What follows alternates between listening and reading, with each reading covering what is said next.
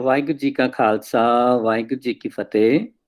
ਅਸੀਂ ਪਿਛਲੇ 4 ਹਫ਼ਤਿਆਂ ਤੋਂ ਗੁਰਬਾਣੀ ਦੇ ਆਸਰੇ ਨਾਲ ਗੁਰਬਾਣੀ ਦੀਆਂ ਪੰਕਤੀਆਂ ਤੋਂ ਸਪੋਰਟ ਲੈ ਕੇ ਕੀਰਤਨ ਕੀ ਹੁੰਦਾ ਹੈ ਤੇ ਕੀਰਤਨ ਕੌਣ ਕਰ ਸਕਦਾ ਹੈ, ਗੁਰਬਾਣੀ ਕੀਰਤਨ ਦੇ ਬਾਰੇ ਸਾਨੂੰ ਕੀ ਸਮਝਾ ਰਹੀ ਹੈ, ਇਹ ਸਮਝਣ ਦੀ ਕੋਸ਼ਿਸ਼ ਕਰ ਰਹੇ ਹਾਂ। ਅੱਜ ਅਸੀਂ ਇੱਕ ਹੋਰ ਪੰਕਤੀ ਗੁਰਬਾਣੀ ਤੋਂ ਲਈ ਹੈ। ਭਲੋ ਭਲੋਰੇ ਕੀਰਤਨੀਆਂ, ਰਾਮ ਰਮਾ ਰਾਮਾ ਗੁਣ ਗਾਓ। ਹੁਣ ਅਸੀਂ ਇਸ ਪੰਕਤੀ ਦੀ ਹੈਲਪ ਨਾਲ ਸਮਝਣ ਦੀ ਕੋਸ਼ਿਸ਼ ਕਰਦੇ ਹਾਂ ਕਿ ਗੁਰਬਾਣੀ ਸੱਚਾ ਕੀਰਤਨ ਕਰਨ ਵਾਲੇ ਵਾਸਤੇ ਕੀ ਮੈਸੇਜ ਦੇ ਰਹੀ ਹੈ, ਸਾਨੂੰ ਕਿਵੇਂ ਸਮਝਾ ਰਹੀ ਹੈ ਕਿ ਜੇ ਅਸੀਂ ਇੱਕ ਅੱਛੇ ਔਰ ਸੱਚੇ ਔਰ ਬਲੈਸਡ ਕੀਰਤਨੀਆ ਬਣਨਾ ਹੈ, then what is expected from us, ਅਸੀਂ ਸਾਡੇ ਕੋਲੋਂ ਗੁਰਬਾਣੀ ਕੀ ਐਕਸਪੈਕਟ ਕਰ ਰਹੀ ਹੈ।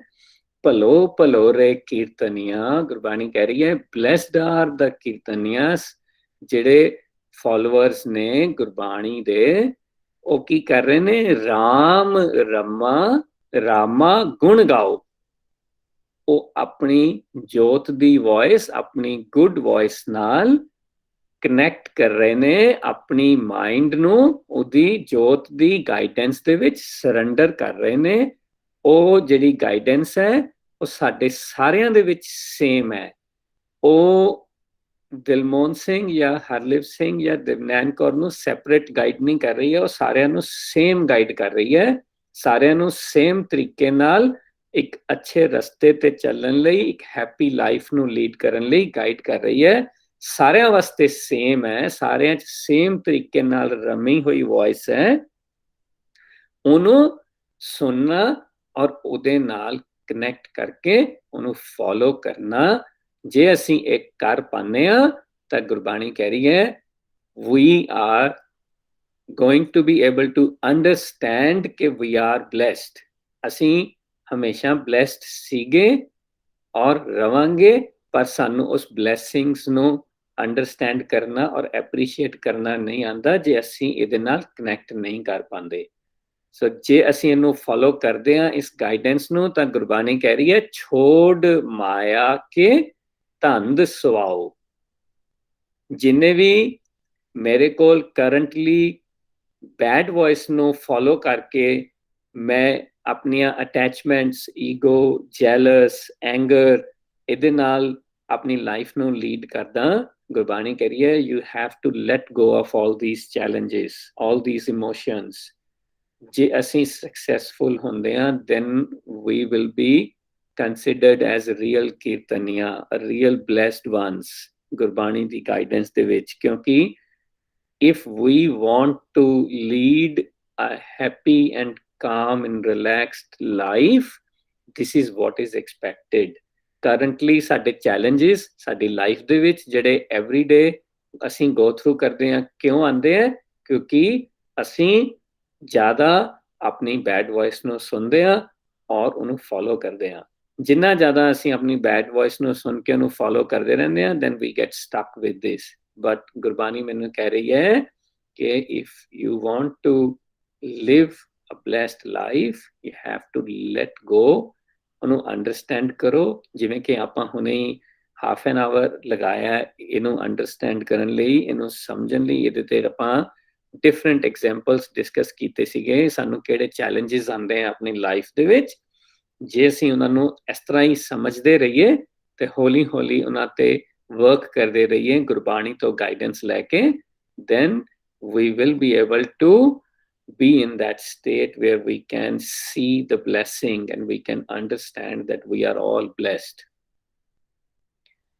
Is that clear ਬੱਚਿਓ? ਆਪਾਂ ਜੋ ਹੁਣ ਗੱਲ ਕੀਤੀ ਹੈ, is there any question ਹੁਣ ਲਾਸਟ 2 ਮਿੰਟਾਂ ਵਿੱਚ ਜਿਹੜੀ ਆਪਾਂ ਗੱਲ ਕੀਤੀ ਹੈ? Anything which you want to share or add on to it, please raise your hands. ਨਹੀਂ ਤਾਂ ਅਸੀਂ ਆਪਣੀ ਅਗਲੇ ਵਾਲੀ ਸਲਾਈਡ ਤੇ ਚੱਲਾਂਗੇ।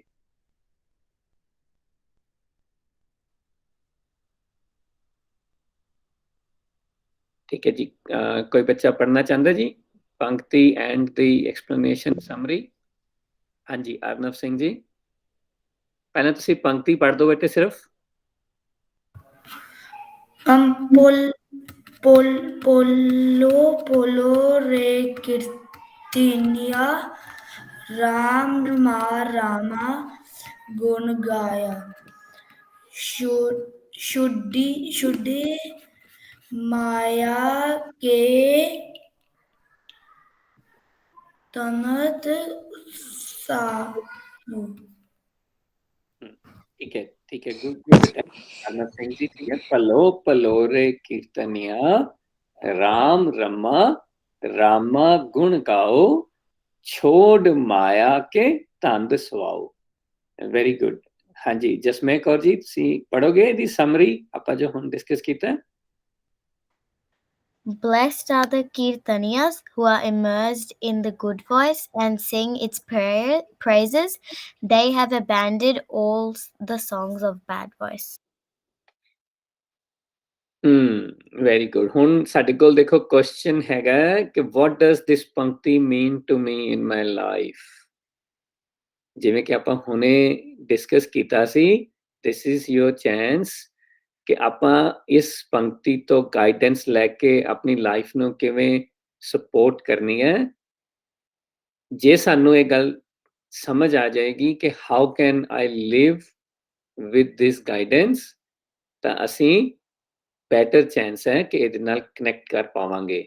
ਸੋ ਜੇ ਇਹ ਗੱਲ ਆਪਾਂ ਨੂੰ ਸਮਝ ਆ ਗਈ ਕਿ what does it mean by ਭਲੋ ਭਲੋ ਰੇ ਕੀਰਤਨੀਆ, then can you guys tell me what does this pankti mean to me?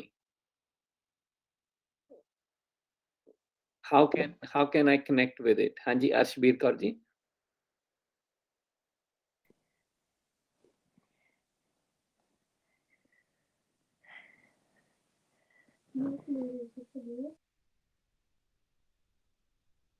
ਤੁਸੀਂ ਮਿਊਟ ਤੇ ਹੈਗੇ ਹੋ ਬੇਟੇ। Oh, sorry.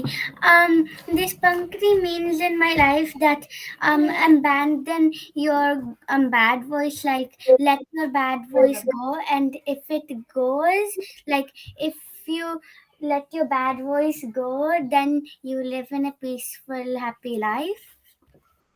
ਠੀਕ ਹੈ ਵੈਰੀ ਗੁੱਡ ਬਹੁਤ ਵੈਰੀ ਗੁੱਡ ਸੀਗਾ ਜੀ ਬੱਚੇ ਤੁਸੀਂ ਬੜਾ ਸੋਹਣਾ ਸਮਰਾਈਜ਼ ਕੀਤਾ ਉਹਨੂੰ ਕਿ ਵੀ ਦੇਖੋ what does this mean ਮੈਨੂੰ I have to identify my challenges। ਜੇ ਮੈਂ ਆਪਣੇ challenges ਨੂੰ ਆਈਡੈਂਟੀਫਾਈ ਕਰ ਪਾਵਾਂਗਾ then to let them go। ਜੇ ਮੈਂ ਸਮਝ ਨਹੀਂ ਪਾਵਾਂਗਾ ਉਹਨੂੰ ਅੰਡਰਸਟੈਂਡ ਨਹੀਂ ਕਰ ਪਾਵਾਂਗਾ ਆਪਣੇ ਲਾਈਫ ਦੇ challenges ਨੂੰ then it is very hard for me to let them go ਕਿਉਂਕਿ ਮੈਨੂੰ differentiate ਕਰਨਾ ਨਹੀਂ ਆ ਰਿਹਾ what is good, how can I seek the guidance। ਠੀਕ ਹੈ ਇਸ ਕਰਕੇ ਅਸੀਂ ਇਹਨੂੰ ਏਦਾਂ ਸਮਝਣ ਦੀ ਕੋਸ਼ਿਸ਼ ਕਰਨੀ ਹੈ ਕਿ ਵੀ ਇਹ ਹੁਣ ਮੇਰੇ ਵਾਸਤੇ ਗੱਲ ਹੋ ਰਹੀ ਹੈ ਮੇਰੀ ਗੱਲ ਹੋ ਰਹੀ ਹੈ I am the one in this state ਜਿਹਨੇ ਇਹ ਅਚੀਵ ਕਰਨੀ ਹੈ blessings। ਜੇ ਮੈਂ ਅਚੀਵ ਕਰਨੀ ਹੈ ਤਾਂ ਮੈਨੂੰ ਗੁਰਬਾਣੀ ਕਹਿ ਰਹੀ ਹੈ ਕਿ you have to let go of your anger, your jealous, your ego, your attachment। ਇਹਨੂੰ ਅਸੀਂ ਜੇ ਏਦਾਂ ਸਮਝਣਾ ਹੋਵੇ and then ਹੁਣ ਤੁਸੀਂ ਆਪਣੇ ਲਾਈਫ ਵਿੱਚੋਂ ਜੇ ਕੋਈ ਐਗਜ਼ਾਮਪਲ ਦੇ ਕੇ ਮੈਨੂੰ ਦੱਸ ਸਕਦੇ ਹੋ ਜਿਵੇਂ ਕਿ ਤੁਸੀਂ ਹੁਣੇ ਆਪਾਂ ਆਈ ਅੰਡਰਸਟੈਂਡ ਕਿ ਅਸੀਂ ਕਾਫੀ ਟਾਈਮ ਲਗਾਇਆ ਹੈ ਰਿਕਾਰਡਿੰਗ ਤੋਂ ਪਹਿਲਾਂ ਆਪਾਂ ਹੁਣੇ ਸਾਰੀ ਚੀਜ਼ ਡਿਸਕਸ ਕੀਤਾ ਹੈ ਇਹਨਾਂ ਪੰਕਤੀਆਂ ਨੂੰ ਔਰ ਇਹਨਾਂ ਦੇ ਮੀਨਿੰਗਸ ਨੂੰ ਔਰ how we can use this but if there is anything ਹੁਣ ਤੁਸੀਂ ਸ਼ੇਅਰ ਕਰ ਸਕਦੇ ਹੋ ਤਾਂ ਦੈਟ ਵਿਲ ਹੈਲਪ ਮੋਰ ਸਾਨੂੰ ਸਾਰਿਆਂ ਨੂੰ ਕਿ ਇਹ ਪੰਕਤੀ ਨੂੰ ਮੈਂ ਆਪਣੀ ਲਾਈਫ ਵਿੱਚ ਐਵਰੀਡੇ ਕਿਵੇਂ ਯੂਜ਼ ਕਰ ਸਕਦਾ ਆਪਣੀ ਗਾਈਡੈਂਸ ਲੈਣ ਵਾਸਤੇ।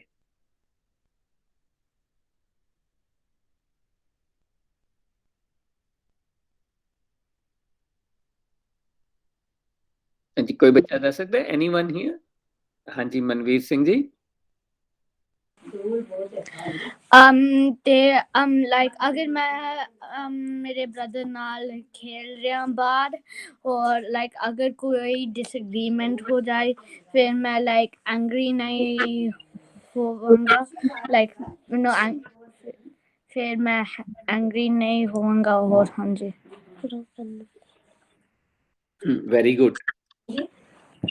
ਉਹ ਇੱਕ ਨਾ ਅੱਛਾ ਐਗਜ਼ਾਮਪਲ ਹੈਗਾ ਕਿਉਂਕਿ this is a very common challenge ਸਾਡੇ ਸਾਰਿਆਂ ਦੀ ਲਾਈਫ ਦੇ ਵਿੱਚ ਜਦੋਂ ਕੋਈ ਵੀ ਅਸੀਂ ਕਿਸੇ ਵੀ ਤਰ੍ਹਾਂ ਦੇ ਡਿਸਐਗਰੀਮੈਂਟ ਵਿੱਚ ਆਉਂਦੇ ਆ then we start to get angry, ਫਿਰ that ਜਿਹੜਾ anger ਹੈ ਉਹ ਫਿਰ ਸਾਨੂੰ ਹੋਰ life ਦੇ challenges ਵਿੱਚ drag ਕਰਦਾ ਰਹਿੰਦਾ ਹੈ, and then we are not able to focus ਜਿਹੜੇ ਸਾਡੇ targets ਹੁੰਦੇ ਆ ਜਾਂ ਅਸੀਂ game ਖੇਡ ਰਹੇ ਹਾਂ ਅਸੀਂ ਉਹਨੂੰ ਵੀ enjoy ਨਹੀਂ ਕਰ ਪਾਉਂਦੇ.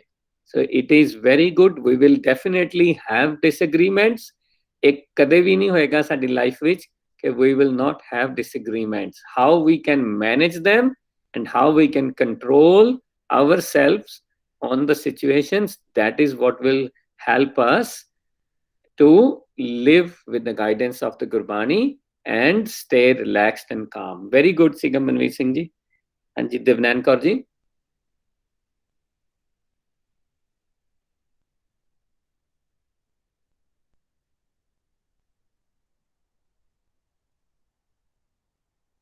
नहीं ਤੁਹਾਡਾ mute है बेटे.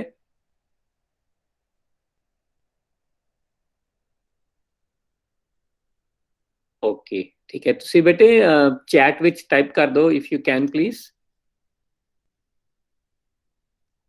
ਜਿਹੜਾ ਤੁਸੀਂ ਸ਼ੇਅਰ ਕਰਨਾ ਚਾਹੁੰਦੇ ਹੋ ਉੱਥੇ chat ਵਿੱਚ ਕਰ ਦਿਓ type ਤੇ ਮੈਂ ਉੱਥੋਂ ਪੜ੍ਹ ਲਵਾਂਗਾ ਜੀ. Thank you बेटे. ਹਾਂਜੀ ਅਰਨਵ Singh ji.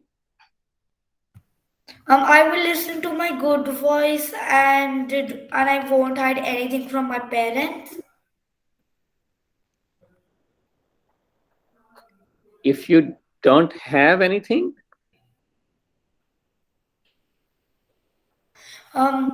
If I will listen to my good voice and I won't hide anything from my parents. hide anything. Yes, definitely.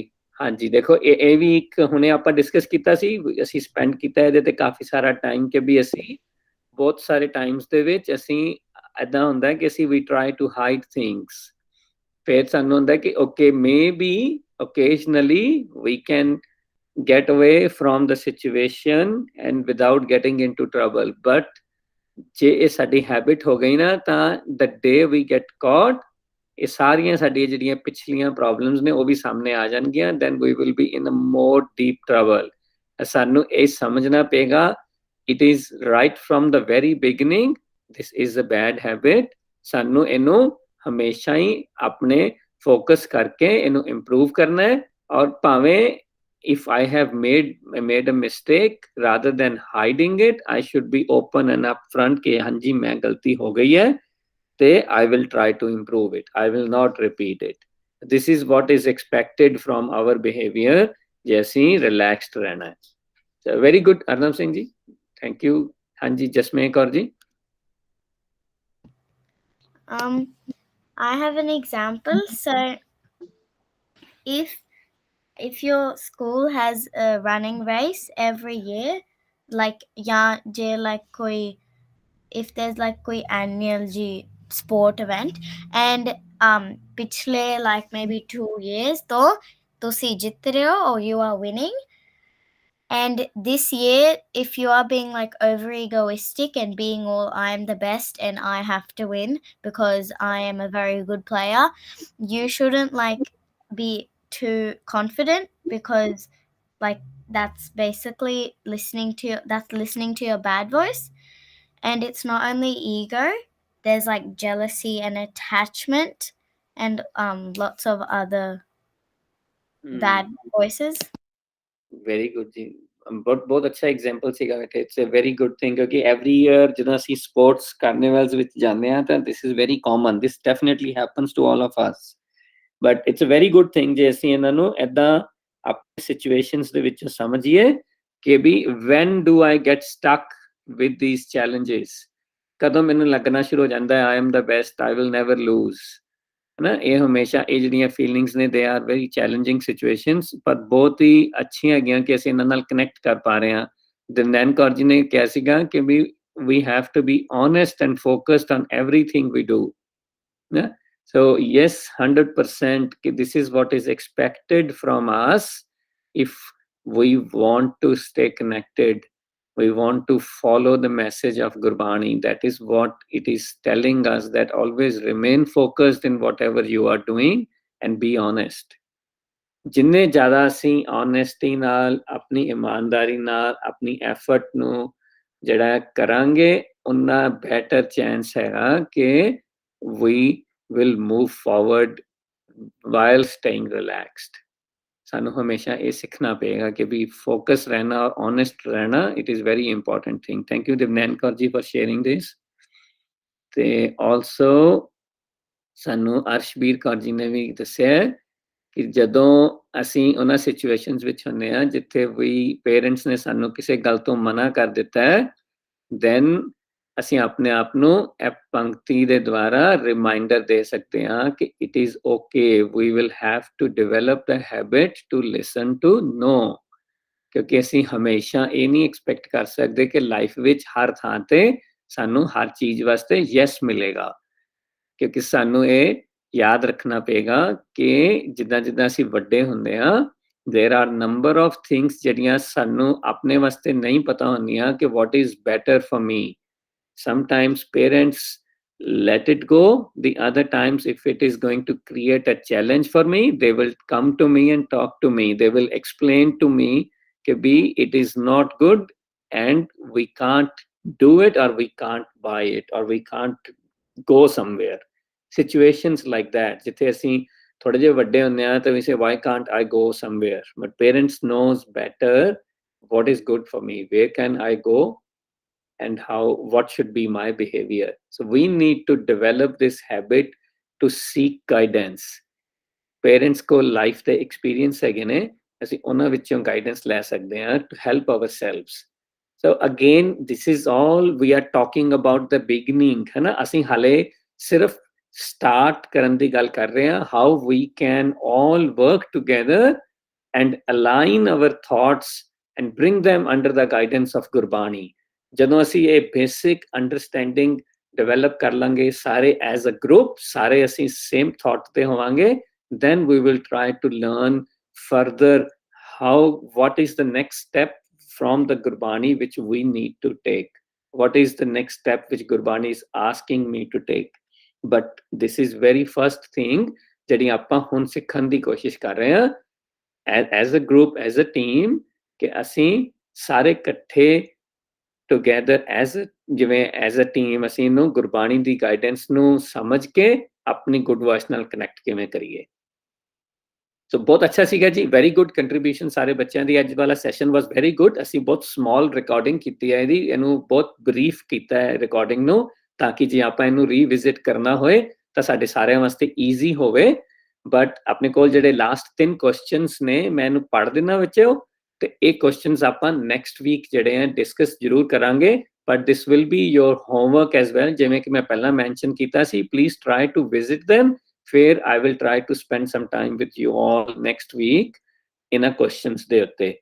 So as my mind starts to sing the angry song, I remind my mind to stay calm. As my mind is going to sing the song of ego, we have to remind it to be humble. Why am I not able to listen to the song of good voice when my mind is stuck into the bad voice? ਇਹ questions ਅੱਜ ਅਸੀਂ discuss ਨਹੀਂ ਕਰਾਂਗੇ, ਇਹਨੂੰ next week ਕਰਾਂਗੇ, but try to spend some time. ਇਹ ਤੁਹਾਡਾ homework ਵੀ ਹੈਗਾ, so try to come up with some examples. ਆਪਾਂ next week ਇਹਨਾਂ questions ਨੂੰ ਦੁਬਾਰਾ discuss ਕਰਕੇ ਫਿਰ ਅਸੀਂ ਅਗਲੇ ਜਿਹੜੀ ਹੈ ਪੰਕਤੀ ਉਹਨੂੰ discuss ਕਰਾਂਗੇ ਨਾਲ ਨਾਲ। ਤੇ ਪਰ ਜੇ ਅੱਜ ਤੁਹਾਨੂੰ ਕੋਈ question ਹੈਗਾ, I'm happy to take on ਜੋ ਵੀ ਆਪਾਂ ਅੱਜ ਸਿੱਖਿਆ, ਭਾਵੇਂ ਰਿਕਾਰਡਿੰਗ ਤੋਂ ਪਹਿਲਾਂ ਗੱਲ ਕੀਤੀ ਹੈ ਜਾਂ within the recording. If you want to ask anything, please ask now. ਕੋਈ ਵੀ ਚੀਜ਼ ਜਿਹੜੀ ਨਹੀਂ ਕਲੀਅਰ ਹੋਈ ਜਿਹੜੀ ਆਪਾਂ ਹੁਣ ਗੱਲ ਕੀਤੀ ਹੈ।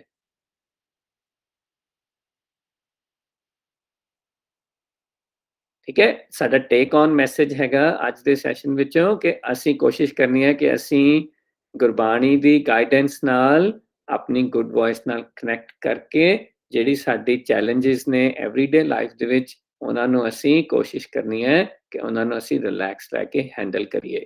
ਸੋ ਵਿਦ ਦੈਟ ਆਪਾਂ ਫਿਰ ਅੱਜ ਫਤਿਹ ਬੁਲਾਉਂਦੇ ਹਾਂ ਜੀ। ਵਾਹਿਗੁਰੂ ਜੀ ਕਾ ਖਾਲਸਾ, ਵਾਹਿਗੁਰੂ ਜੀ ਕੀ ਫਤਿਹ। ਵਾਹਿਗੁਰੂ